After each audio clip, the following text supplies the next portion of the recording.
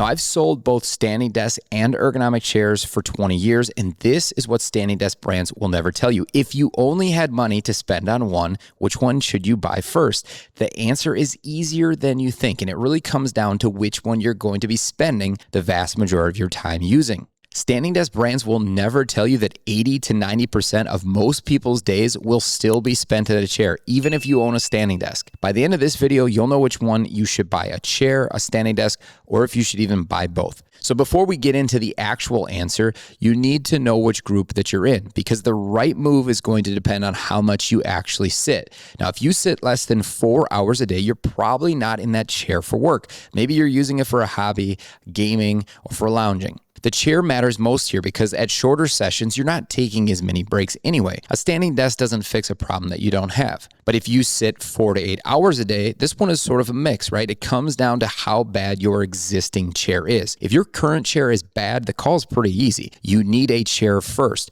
If you sit 8+ hours a day, you are considered to be a power user. This is where both make sense, especially if you've got back pain, neck pain, or tailbone issues, or if you just feel like you're locked in one position because you can't leave your desk. A standing desk helps a lot in these longer runs, but you still want the chair first. That's the pattern pretty much across all three groups. Here's why the chair wins though for most people, even if you already own a standing desk. Reason number one, you sit more than you think, even if you're a power user. Now, I've owned standing desks personally at both my home office and my work office for almost 20 years. The only time I actually stand for extended periods is when I physically cannot sit or when I'm using my walking pad. Over that entire stretch, I still spent 80 to 90% of my time in a chair. And it's not just me. Look around in any office, any corporate environment, the vast majority of people almost always are sitting, even the ones who bought a standing desk themselves. Some of them never raise it at all. We've seen this firsthand with our own staff, and you'll see the same thing if you look around in your own workplace. And if you own a standing desk yourself, I'm sure that you can probably attest to this too.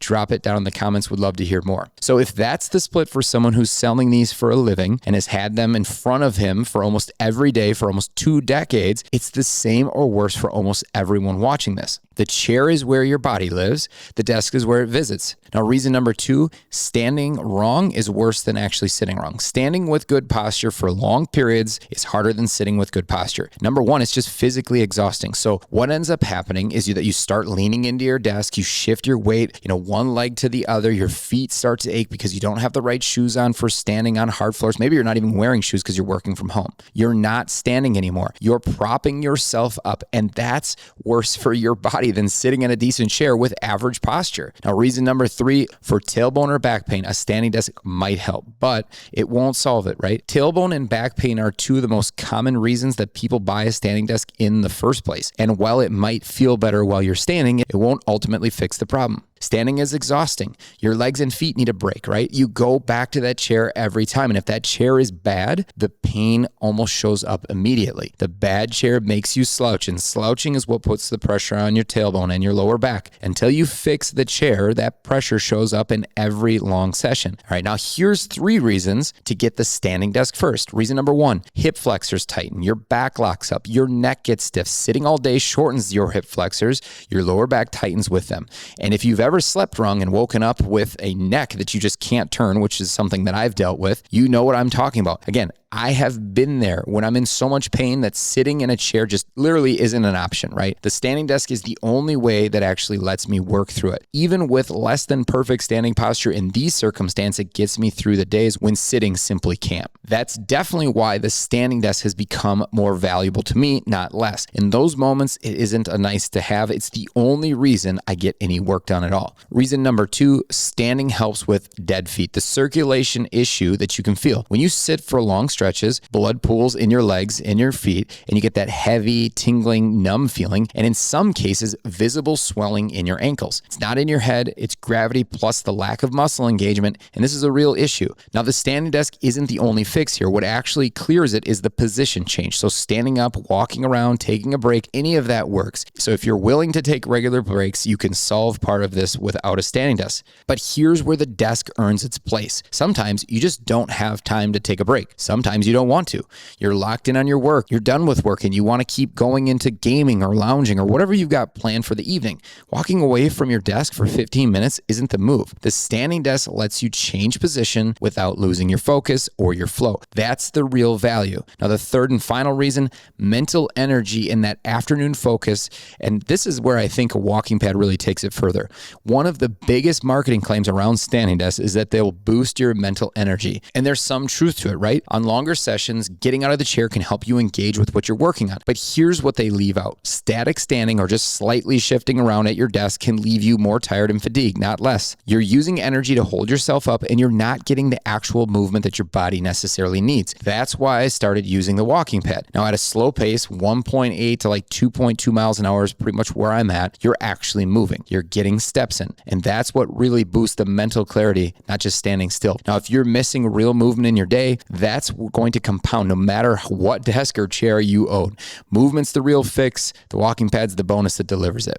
So even with all of this really could come down to which chair you're actually sitting in right now. If your current chair is that worn out $100, $200 IKEA task chair, an Amazon special, or whatever you got with the desk that you bought 5 years ago, it's the chair first. It's no debate, really. The chair is the source of most of your problems, and no standing desk really is going to fix it. Now, if you've got a decent chair already and you're sitting 8, 9, 10 hours a day, then the call flips. It's the desk first, the chair second, because once your chair is solid, the only thing that's holding your back isn't supported. It's the fact that no matter how good the chair is, your body still needs to get out of it, right? The standing desk is what helps you extend those long sessions without burning out. That's where it earns the spend. But here's why this only works if the chair is already solid. If you've got a bad chair and you buy a standing desk first, you're still going back to that same bad chair for the majority of your day. Standing an hour doesn't undo 6 hours in a chair that's grinding on your lower back. The pain shows up again almost immediately. That's the rule. Bad chair, chair first. Solid chair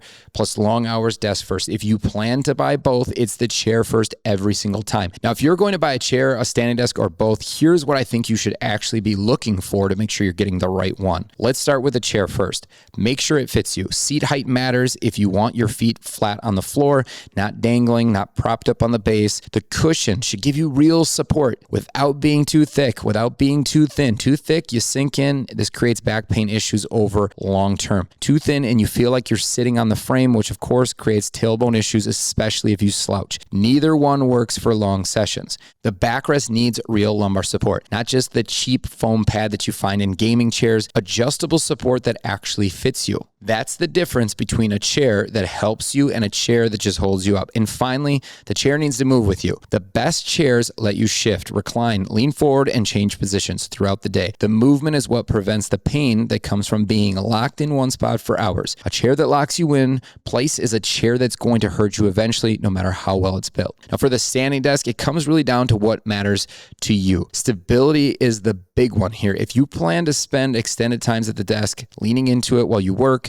game on it, or you just want a desk that doesn't shake or wobble when it's at full height, that's the difference between a desk you actually use and a desk that gets used once and then never goes back up into a standing position. Height range also matters too, and this one cuts both ways. The desk needs to go low enough for you to work sitting properly without forcing your arms or your shoulders up, and it needs to go high enough so you're not hunched over and you can actually get the right viewing angle on your monitor. Get the wrong range and you've created another ergonomic problem instead of solving the one. So know your height and check the specs before you buy. Weight capacity and adjustment speed are definitely things that come up a lot, but for most people, they're not going to be deal breakers. Worth knowing, probably not worth obsessing over. That's it. Get the fit right on the chair, get the stability and the height range right on the standing desk, and if you have to pick one, you already know the answer. It's the chair every time. If you got any questions, drop them down below. Thanks a lot for watching.